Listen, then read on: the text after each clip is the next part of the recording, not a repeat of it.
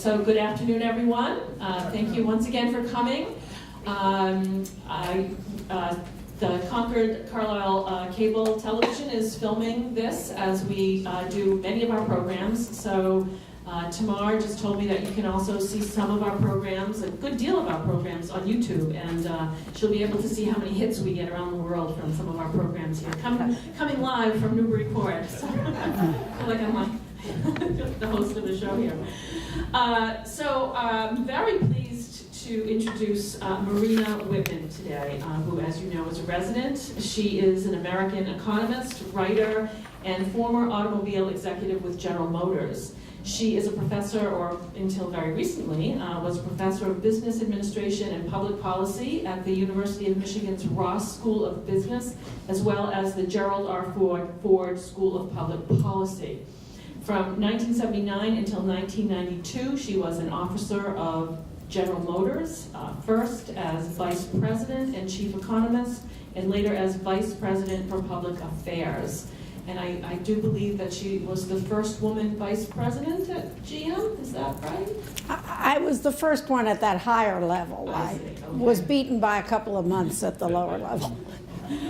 I learned my lesson today about waiting till the last minute to write an introduction because Marina gave me an article, and then I went online and I was like, oh my goodness, she is a trailblazer. So anyway, prior to her appointment at GM, she was a member of the faculty of the Department of Economics at the University of Pittsburgh, becoming an instructor in 1962 and becoming a distinguished public service professor of economics in 1973.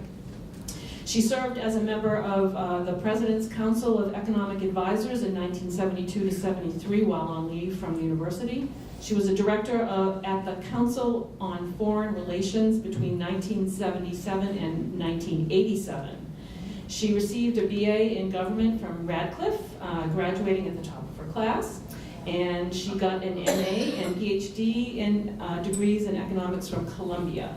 She's prolific. She is the author of many books, monographs, and articles. She's the recipient of numerous fellowships, honors, and awards, and she holds an astonishing number of honorary degrees from over 20 colleges and universities. And I still haven't mentioned her famous father, mathematician, yet, but that's going to be another talk later in the fall. So please welcome Marina Whitman. Thank you.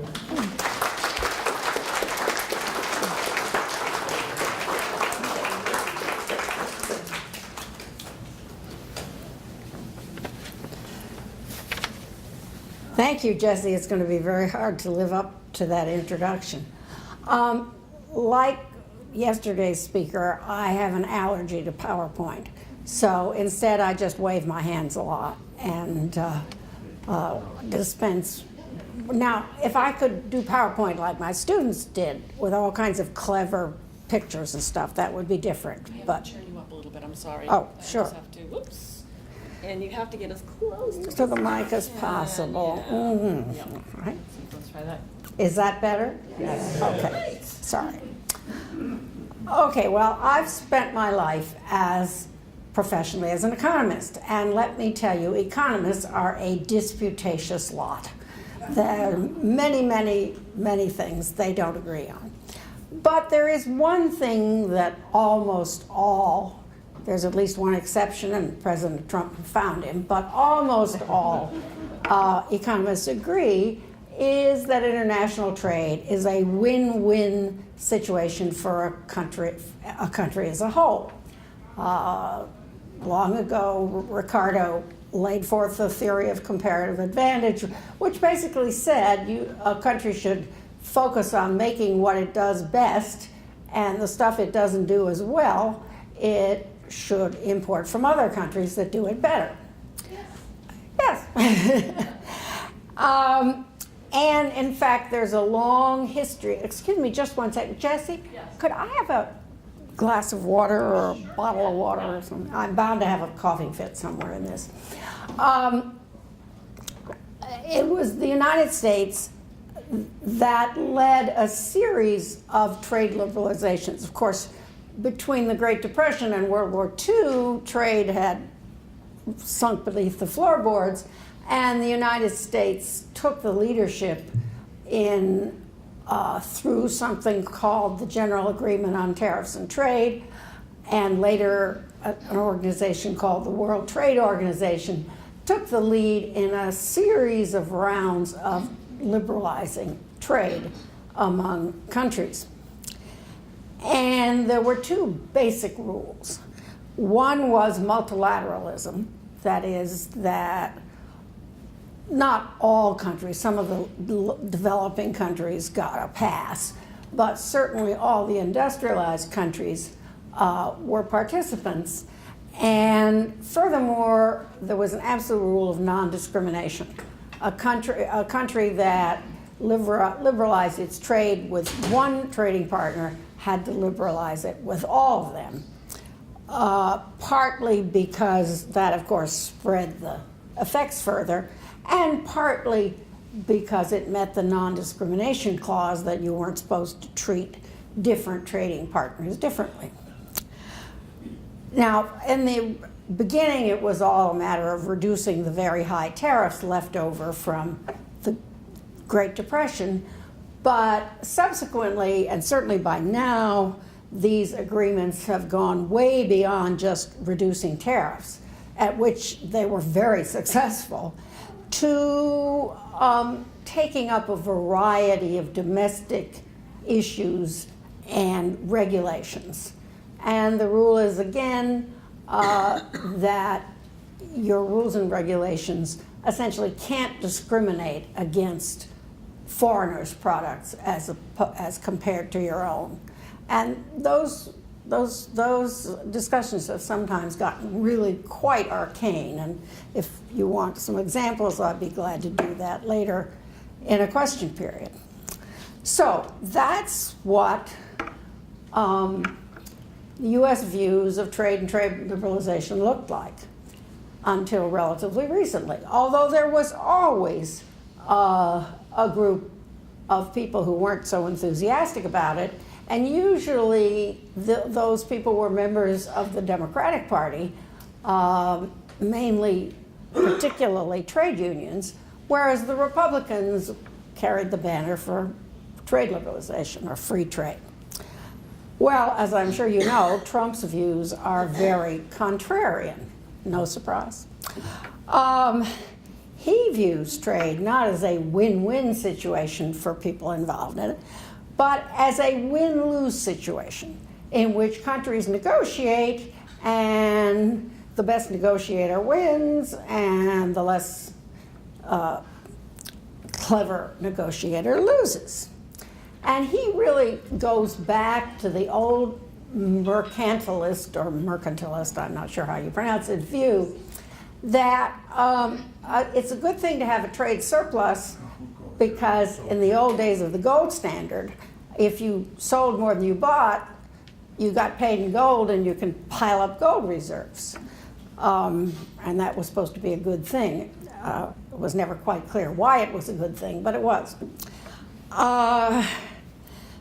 And for the same reason, having a trade deficit was a bad thing because you had to send some of your gold to the countries that had a surplus with you, a trade surplus.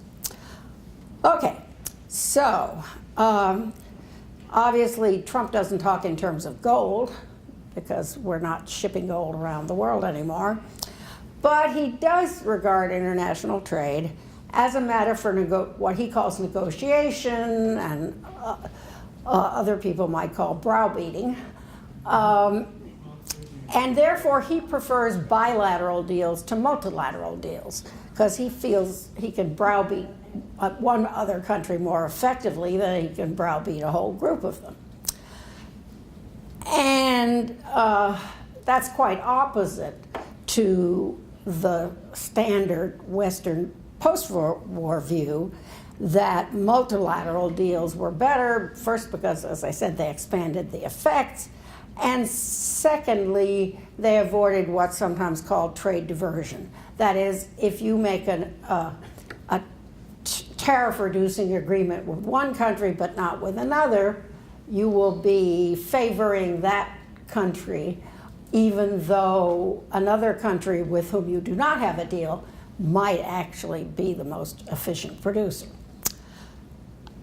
The developing countries tend to get exceptions to these rules, and there was quite a lot of discussion in the trade organizations about at what point a developing country graduated, meaning it had now to obey the rules. I mean, for instance, South Korea, which started out as a very poor developing country and ultimately became a very rich industrialized country. And at some point, obviously, South Korea graduated into the rules of the system, and there are many other examples.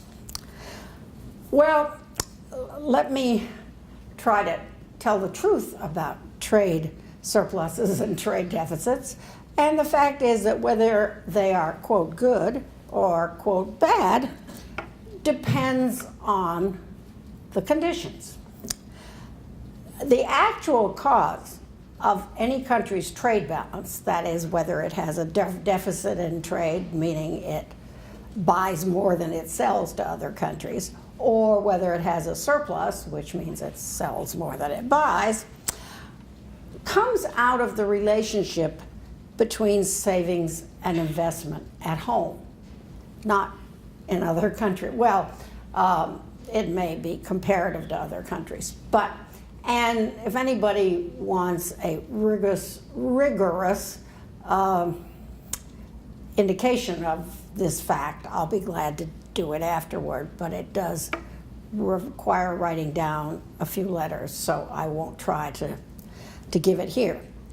But the simple fact is that if a country is buying from other countries more than it's selling, that must mean that it is borrowing from other countries. I mean, obviously, if you don't sell enough to be able to pay for all your imports, you're essentially financing them, borrowing. And the only reason a country would do that is if its domestic savings, both public and private, were less than its domestic investment. The gap has to be filled somehow, and it gets filled by borrowing from other countries through the trade deficit and the financing of that trade deficit. And the whole thing, of course, is reversed for countries that are running surpluses. And the United States, really ever since the 60s, with a few exceptions during Bill Clinton's years, ran a chronic trade deficit because our private sector, U.S. citizens as a whole, are rather low savers compared to many other countries. And the government, of course, with its huge deficits, is a dissaver on a grand scale. And again, there's some technical caveats to that, and if anybody wants to ask, I'll be glad to answer them, but I don't want to talk through dinner. Well, yesterday's speaker almost did. Yeah. It was a very long talk, and I'll try to make mine a little shorter. In general, by the way, a trade deficit is associated with economic expansion, because an economic expansion means a country is growing and its citizens have more income, and therefore they have more money to spend, and some of it they will spend on foreign goods. And a trade surplus, that, by the same reckoning, tends to be associated with a recession. Because if you have a recession, people there isn't as much money around to spend, income around to spend, and therefore people spend less, and their exports tend to exceed their imports. By the way, at any time, interrupt me with a question. I mean, there's no need to wait until the end. Although if it's a question that leads to a hearty discussion, I might say let's save it. And Trump's behavior is consistent well, to the extent that his behavior is ever consistent, it's consistent with his contrarian views. And let me give you a couple of examples. As you are almost certainly know, we are in discussions with Mexico and Canada on the fate of NAFTA, the North American Free Trade Agreement. And Trump has said if Canada and Mexico don't do certain things we demand, we're going to just tear it up, which upsets deeply not only Canada and Mexico, but a large number of American business people, certainly American farmers, because we export a lot of agricultural products to Canada and Mexico, and also a lot of our manufacturing businesses.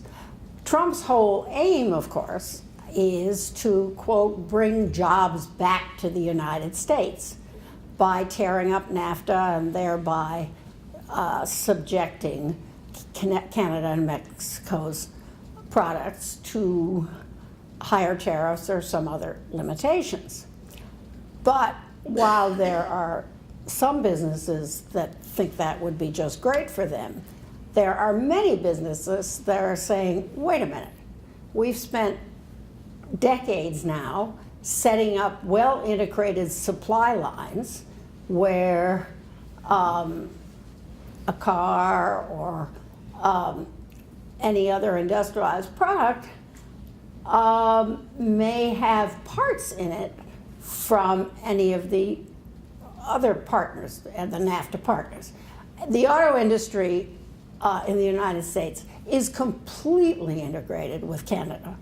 That is, auto companies produce certain kinds of vehicles in Canada and different kinds of vehicles in the United States, and parts go back and forth across the border all the time. One of the things I regret that I'm going to have to give up moving to Massachusetts is my enhanced Michigan driver's license, which allows me to go to either Canada or Mexico, although I've never tried it with Mexico, without a passport. And that is absolutely essential for the survival of the economies of Michigan and Ontario, because both people and goods go back and forth many, many times a day. Everybody knew people who lived in one of the countries and worked in the other one. And so the state of Michigan had the brilliant idea of embedding all the information that is in our passports into our driver's licenses so that we could cross the border simply with our driver's licenses. And frankly, I'm very sorry to give up that convenience, because Massachusetts, which does not have a border with Canada, does not have any such thing. And only the states that border Canada have it. So anyway, that's a little aside, but it tells you how much integration there is and how an abandonment of NAFTA, although it would not be huge enough to show up in our national GNP statistics, would really tear up the pea patch for a lot of US businesses. And the general view is that it would destroy more manufacturing jobs than it would create. But, and by the way, Trump only cares about jobs, particularly manufacturing jobs. He doesn't think that services count, although services are the most rapidly growing part of the American economy. So, and by the way, just yesterday or today, I saw in the paper that the negotiations, which are not going wonderfully well, have now passed a deadline which would allow the Congress to respond before the midterm elections. And of course, after the midterm elections, depending on what happens not only in the United States to the House and the Senate, but the presidency is up for grabs in Mexico, and the guy who is almost certain to win is a guy who's really quite anti-American. So there was a hope that the NAFTA business could get settled in time for it to go through the congressional procedures before the midterms. It now looks as if that is going to be impossible. A second example, of course, is Trump's announcement that he was going to impose tariffs of 25% on steel and 10% on aluminum, based on a national security argument, that it would weaken our national security to have to import parts of this from other countries. Since this is not a terribly credible argument, since the major provider of imported steel and aluminum is Canada, and the likelihood of our going to war with Canada is fairly small these days. So, despite the past. But Trump, having announced these tariffs, uses a, quote, temporary exemption of our allies from these tariffs as a negotiating tool, with the result that at the moment, only about a third of our steel imports and and less than half of our aluminum imports are covered. Well, not surprisingly, so there's this great state of uncertainty because nobody knows what's going to happen. And the European Union has, not surprisingly, threatened retaliation, and they're very clever about it. Some of the goods that they're talking about, American exports that they're going to put higher tariffs on, are things like blue jeans, bourbon, Harley Davidson. These are not enormous entries into our national books. Does anybody know why they've pinpointed those three and some others like them? Yeah. I just make a guess. It's because it looks like they're going because of appearances. Well, it's because those three items are mentioned are very important to states where leading Republicans are vulnerable in the midterms. The bourbon is Kentucky, and I think that's McConnell. I can't remember whose state it is, Harley Davidson. Wisconsin. And so they have pinpointed items which, although vanishingly small in our aggregate statistics, are of great importance to these Republican leaders who are somewhat nervous about their own political fates. The Europeans are not stupid. They've thought this out fairly carefully. Furthermore, within the United States, higher tariffs on steel and aluminum obviously will be good for U.S. producers of steel and aluminum, but they will be bad for all the U.S. businesses that use steel and aluminum in their own products, whether it's airplanes or underground pipes or cars or whatever. And again, the estimates are that it would probably kill more American manufacturing jobs than it would create. But it makes for great sound bites. And I think that probably that's very high up in Mr. Trump's mind. And of course, these items are of some importance in states that he unexpectedly won, like Michigan and Wisconsin and Indiana. Now, the big elephant in the room, of course, I haven't mentioned yet, and that's China. And I have to go back and say that some years ago, the United States lobbied hard to allow China to become a member of the World Trade Organization, which sets the rules and regulations for international trade. It was something China very much wanted. And we supported China's application because we thought erroneously as it turned out, that it would make China behave more like a, quote, normal nation, with market forces determining what got exported and what got imported and so forth. Well, it turns out that is not what happened. The state-owned industry in China has expanded, not contracted. The Chinese economy is more state-controlled than ever. I guess just about everything in China is more state-controlled now than it was, say, 5 years ago. So we clearly made a misjudgment there. And I think pretty much everybody who was involved agrees with that. It's become critical now because while China's very rapid growth did not seem to be a threat to us, in fact, we were rather impressed at 8 and 9% rates of growth and the fact that so many Chinese were emerging from poverty over the last 10, 15 years. But China now is moving on from labor-intensive products like toys and the made in China labels that come on just about everything, toys and dishes and I don't know what all. It has now, and its current leader is particularly emphatic on this, that it moved from labor-intensive products to high-tech industries.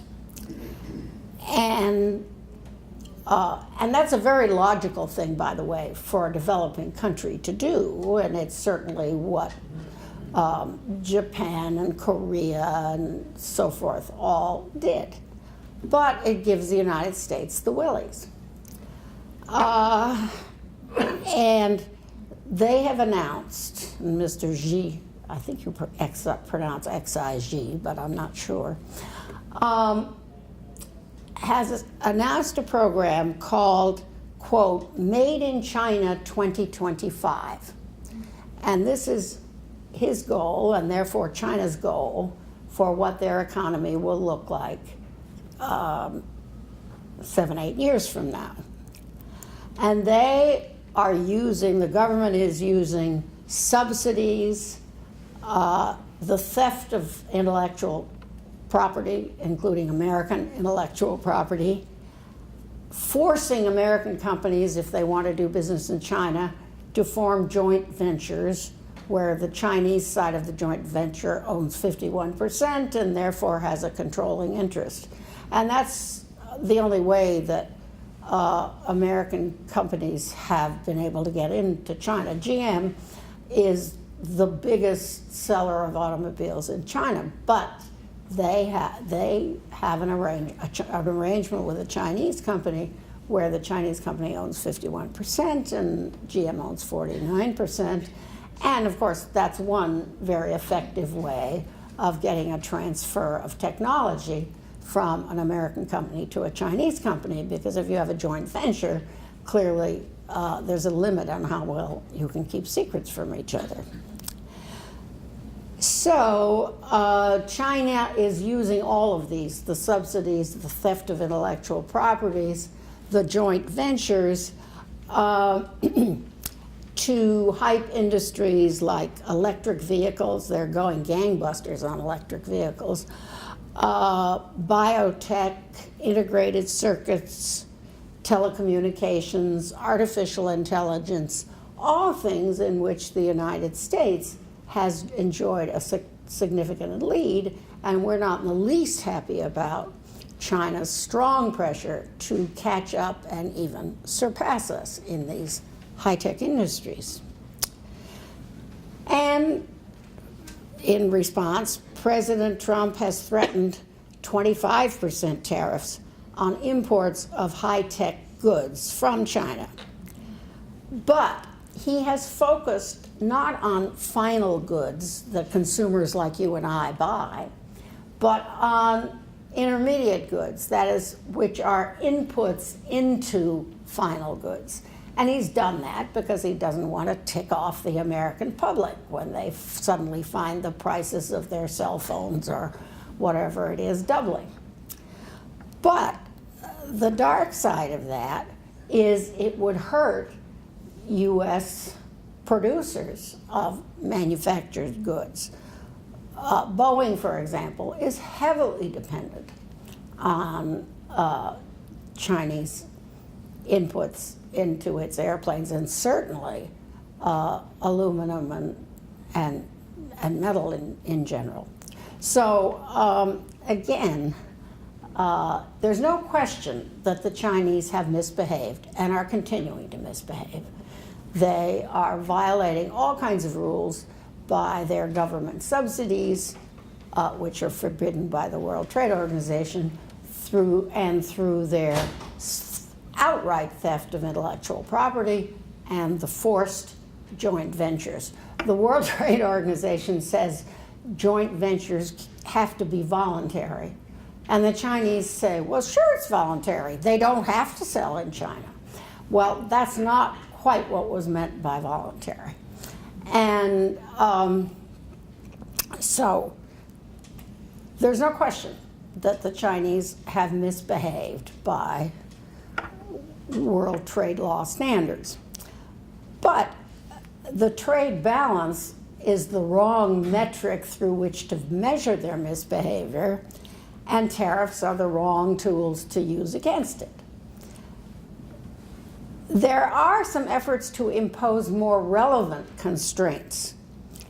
For instance, we have imposed constraints on Chinese telecom giant firms, both in some cases that they're not allowed to buy from American companies, and in other cases that they're not allowed to sell to American companies. And this hit one of these huge telecom companies in China so hard that it essentially said, well, we just have to go out of business, a company called ZTE. And when that was announced, Trump apparently got cold feet and said, no, he was going to work with China to try to save this company, presumably as part of his broader negotiations with China. And it's rumored, and I don't know if this is true or not, that he thinks he might be able to make a mini deal with China of helping this company survive in return for China not retaliating on U.S. agricultural exports, because our farmers are very dependent. I mean, we are a terrific agricultural exporter to Canada, to Mexico, to China, and American farmers are really shaking in their boots about what the imposition of some of these tariffs and some of the retaliatory effects that other countries would impose. And they are constantly trying to persuade Trump not to let that happen. And my big problem, of course, in writing notes for this talk is that whatever was true yesterday may or may not be true today. And I haven't had time to thoroughly peruse today's newspapers. And who knows what I'm saying is now wrong because the president changed his mind again. If anybody had time to read the paper and can tell me, I'd be very interested. And one ironic thing is that the U.S. trade deficit is almost certain to be bigger this year than at almost any time in the past. Do you know why? What's that? Failing economies in the underdeveloped countries. No, actually, they're not doing too badly. Well, obviously, you have to take them country by country. But our economy's doing quite well. exactly. We are going gangbusters. We have a huge government deficit, and the tax law passed a few months ago is clearly giving a kick to private investment.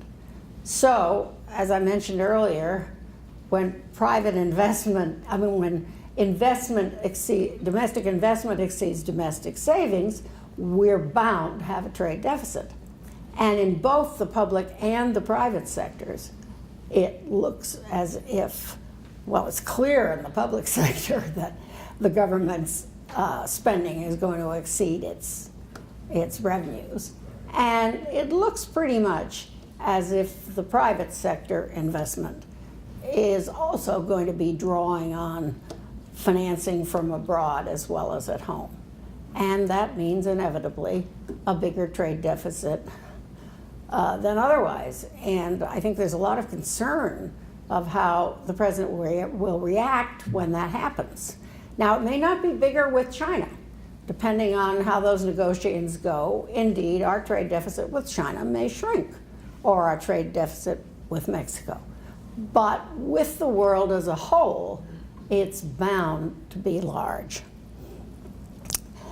I think the biggest concern that for U.S. business that arises from Trump's threats and reversals of himself is a huge increase in uncertainty. And if there's anything business hates, and I'm sure there are people in this room who know this from personal experience as business people, it's uncertainty. Even a bad decision may not be as bad as uncertainty. And quite a few companies have announced that they're holding back on expansion or holding back on investment simply because they don't know what's going to happen, what the rules are going to be, and therefore how they should proceed.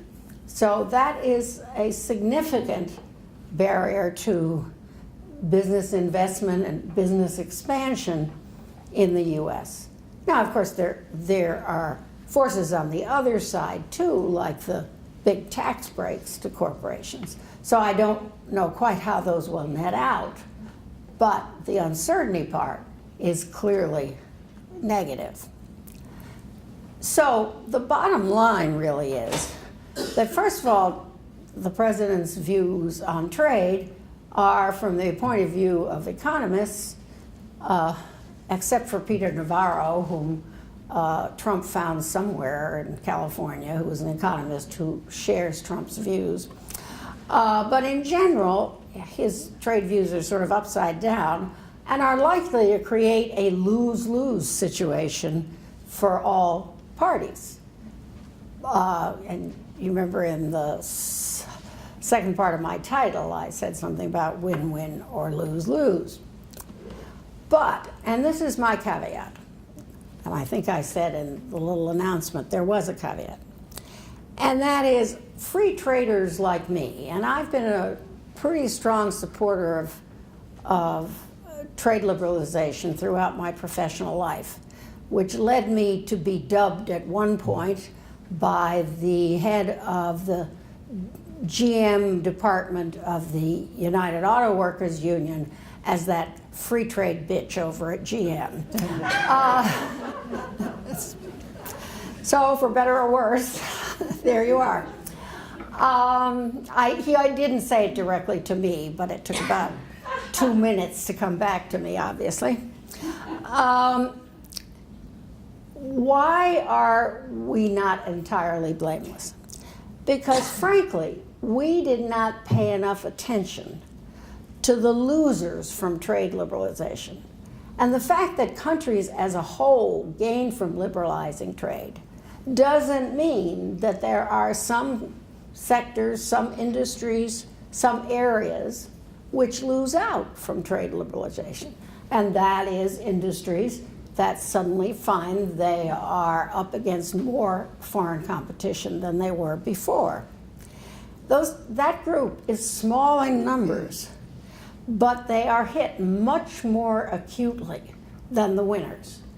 Very few people who find that prices of things they buy are a little lower than they expected, or that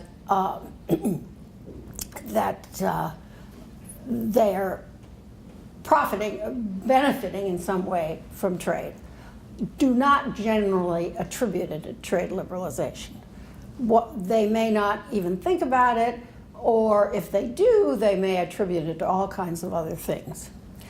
But the workers who lose, whose companies close plants or go out of business because of more intense foreign competition, know full well, sometimes they're right and sometimes they're wrong, but in any case, they feel very strongly that trade liberalization has hit them in the gut.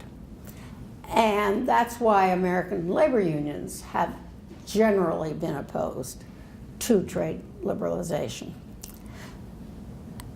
And the truth is, and frankly, I think that was a significant factor in Trump's winning the 2016 election.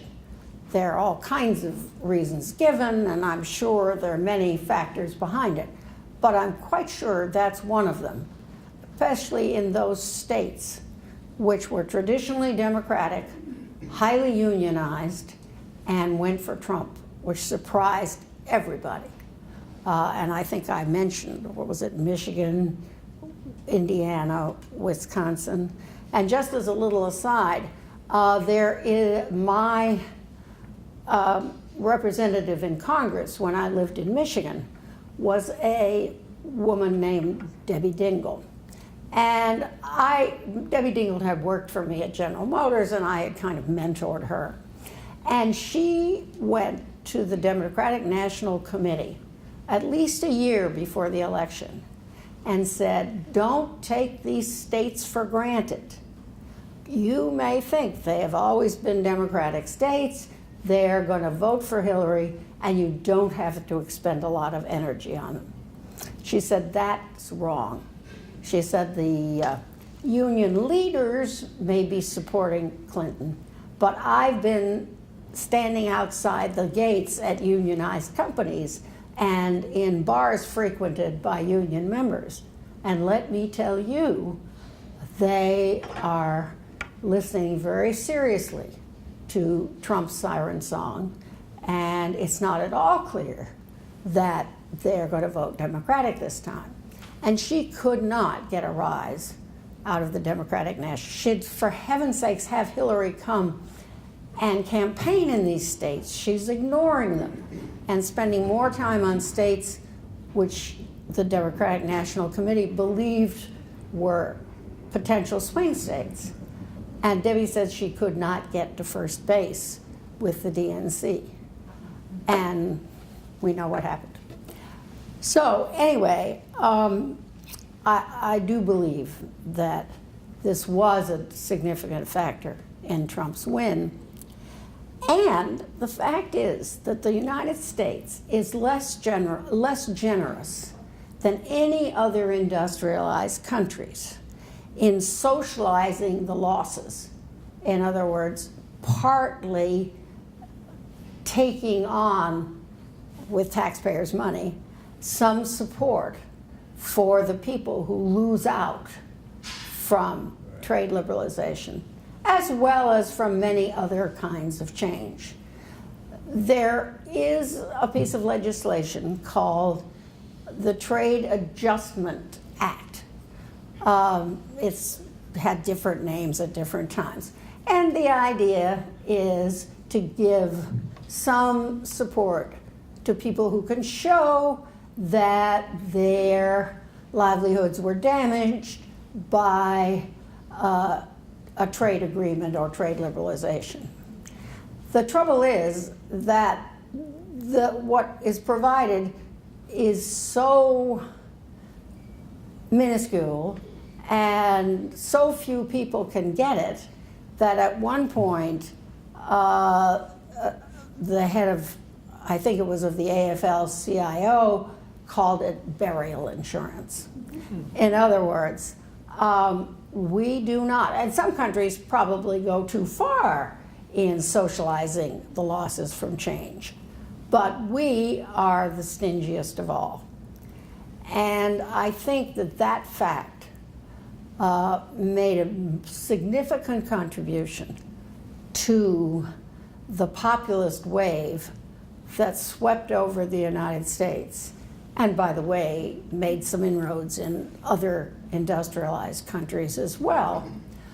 And that these apparently sort of arcane and far-off issues relating to international trade and trade liberalization have given us the world that we're living in today. Thank you.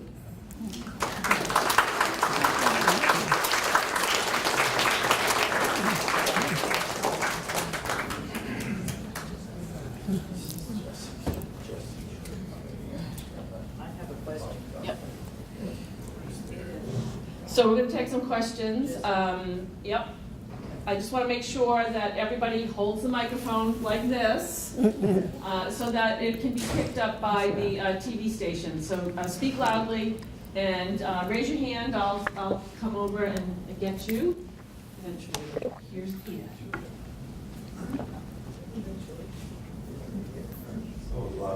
I remember thinking when then candidate Trump said, we're going to bring the jobs back to the U.S., enough of international trade already, this has been very bad for us. And I thought, lots of luck with that one. That train has left the station. And yes, I have read Hillbilly Elegy, which is about the steel industry, and Janesville, which is about the closing of the General Motors plant and all the supplier plants that were dependent on it there. And you're quite right about the sort of institutionalized difficulty that those places are in. And my question for you is, was I right? Is this reversible? Is it desirable for it to be reversed? I don't think it is. I think generally speaking, international trade has lifted all the boats everywhere around the world. But it certainly has created a good many issues, and I don't think, what is your prognostication about the success of his policies? I think that although he has been able to tout a few micro successes, that in the macro, it will indeed fail, as you say. And some companies are, in fact, making decisions to manufacture certain things that they manufactured in Mexico or whatever, take it back here. But when they do that, they are going to highly automate those plants. The American auto industry, well, I shouldn't say I know this is true for General Motors, and I believe it's true for the American auto industry, has in the last couple of years produced more vehicles than ever before in the past, and with about a third as many workers as they had at their employment peak. So you can be sure that when a company brings a certain amount of production back to the United States, they are going to automate the very devil out of it. Now, there is a very big, broad question, as you know, and this goes way beyond the trade issue, of is technology moving so fast that we are going to have to find some way of compensating people whether they are working or not. And there's a lot of discussion of the fact that technology is moving too fast, and that the creation of new forms of employment can't keep up with the destruction of the old ones, and that we will be in real trouble. Obviously, I don't have a crystal ball. I do know that in the past, every time that some industry was put out of business by modernization of some kind or another, eventually new industries sprang up to replace it. But the caveat on that is, it can take a long time. The mill towns of Massachusetts, when the mills left, Eventually, of course, other companies, higher tech companies and so forth, moved in. But that could take a good 50 years. And meanwhile, you do have the problem of a lost generation. The younger ones move out, the older ones feel stuck and are not enthused at the age of 50 plus about retraining. So that while I tend to be an optimist on this issue of will the world we're moving into have enough jobs, I'm an optimist simply because that's always been true in the past. I also have to confront the fact that that can take too long a time for an individual's or a town's lifetime.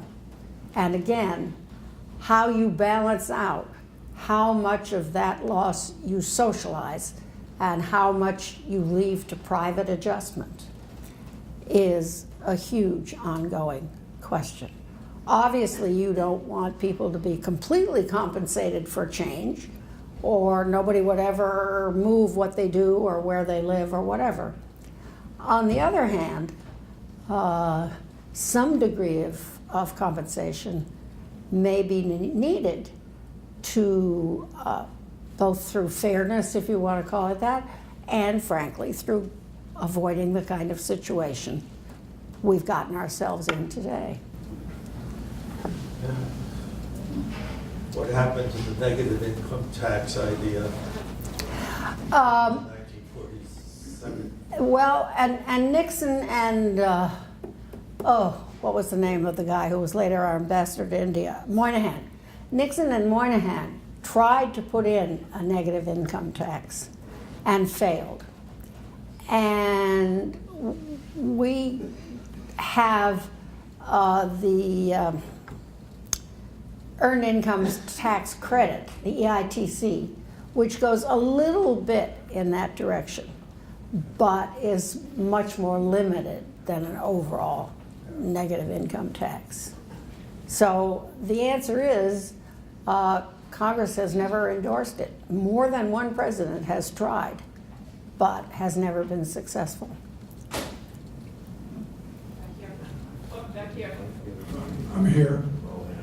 I have a question regarding, in China's case, one of the reasons we're trying to punish China in some respects is because they've been stealing our technology, our what do you call it, our intellectual property, and they've been taking that away from us, making deals with our industries in order for them to get the trade. They have been having to sacrifice their patents and their intellectual property. So how do you deal with that? Because that's an export I don't think we want to make, and so we have to put up with some kind of barriers, I would think, for exporting our technology or our intellectual property. Yes, and we have made some attempts in that direction. For example, we have limited or are limiting in a variety of ways certain kinds of Chinese investment in the United States on the grounds that will make it easier for them to capture American technology and American intellectual property. There is a piece of the government called CFIUS, C-F-I-U-S, and if I think hard, maybe I'll be able to remember what that stands for. But that is essentially a government entity that has the power to review foreign investments in the United States on the grounds of national security. And I actually was once involved when I was on the board of directors of an oil company, where we decided that we should sell the company, and the highest bidder was a Chinese state-owned oil company. And obviously looking after the interests of the stockholders, it was it would behoove us to sell to the highest bidder. But in fact, that did not happen because it was so clear on the part of Congress that that simply would not pass muster under the CFIUS rules. And I've read again that that organization is now tightening up on the rules governing foreign investment. And in this case, foreign investment pretty much means Chinese. We don't get a lot of investment from Iran or Russia or North Korea, so it's really Chinese. And there's some discussion of submitting certain U.S. companies' investments in those countries also to that kind of examination, although I don't think it's occurred yet.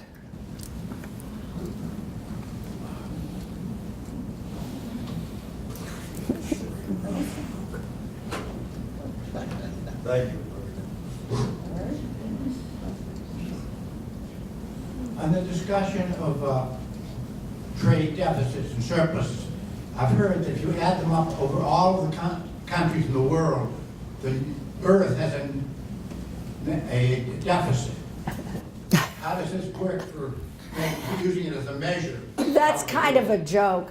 To the extent that the books don't balance, it's because of something called errors and omissions, meaning that there are many different measurers and it just, you know, and by the way, almost any double entry bookkeeping has a fudge factor. I mean, the normal balance sheets of companies usually have a fudge factor called net worth. So, you know, the simple fact is that if the books were kept perfectly, the two sides would add up. And because there's nobody to have a surplus or a deficit with, at least until we populate Mars. Populate Mars. Yeah. If I call Perry Swoop Room 445. And here. Perry, we can't hear you. Speak a little louder. Oh. Perry Swoop Room 445. And if I may tell you what I've been thinking, it seems to me that Trump is out of his mind. It seems to me that Trump is out of his mind. And so I'm wondering what would bring him back to his senses other than a great catastrophe like another Great Depression. The question was that if Trump is out of his mind, what would bring him back to his senses? What senses? I mean, the man's career is relatively consistent, and I don't see, I certainly can't forecast what would make Trump change some of these views. Now, a lot of his views are opportunistic. That's very clear.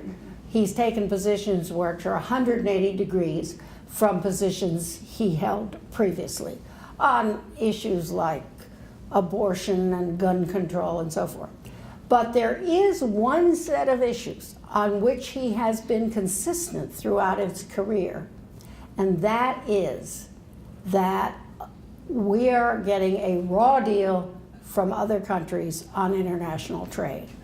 And apparently those who've looked at what he's said over the decades say that that is totally consistent and is practically the only thing that he's been consistent on. So I think the likelihood of his changing his views on that issue are vanishingly small.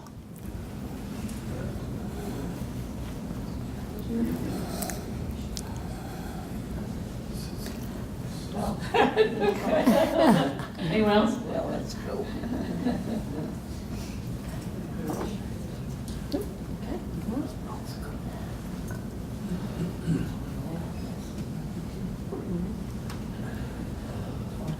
Would a question on tax policy be in order?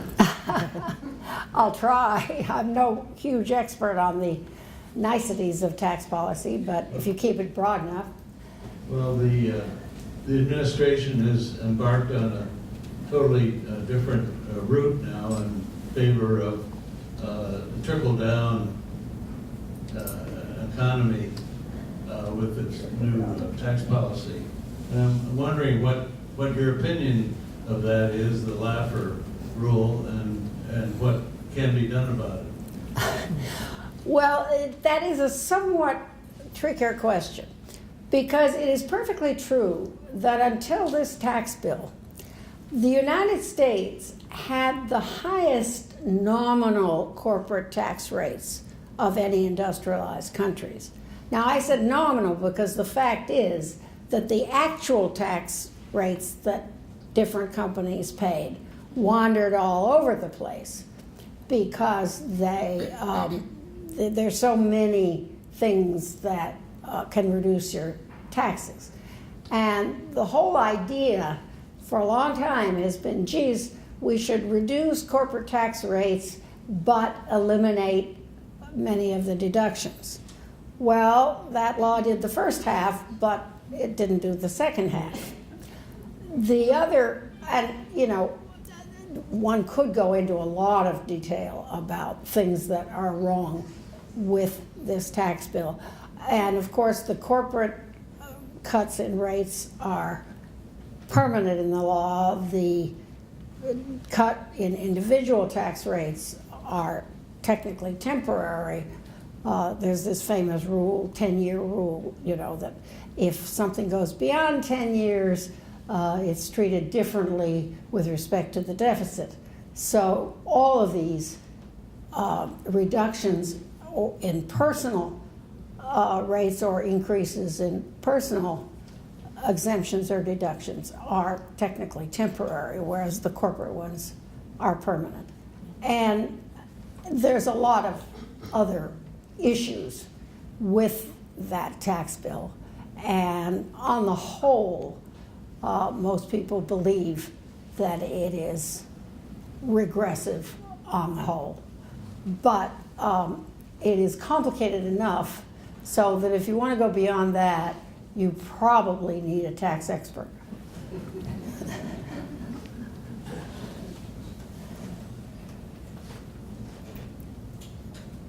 Okay, I think that's it. Well, again, thank you everyone for coming. Thank you. Thank you. Thank you.